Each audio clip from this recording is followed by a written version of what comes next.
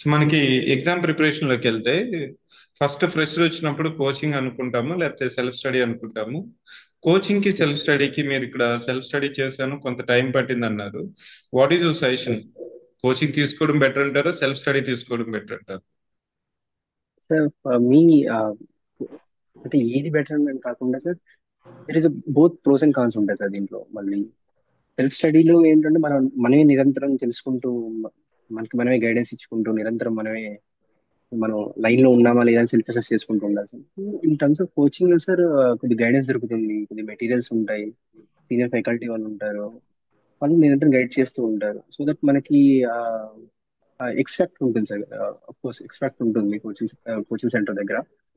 But నాకు coaching సెంటర్కి వెళ్ళే ఇంట్రెస్ట్ సార్, ఫైనాన్షియల్ థింగ్స్ వల్ల. దాని తర్వాత అందులో నాకు కొద్దిగా నేనే చదువుకోగలను, నేను ఇది ఐ కెన్ హ్యాండిల్ దిస్ అని ఒక సెల్ఫ్ మోటివ్ తోనే నేను నా పర్సనల్ విషయంలో నేను ఇట్లా కూర్చున్నాను sir. But yes, coaching centre వల్ల కొంచెం యూజ్ అవుతుంది.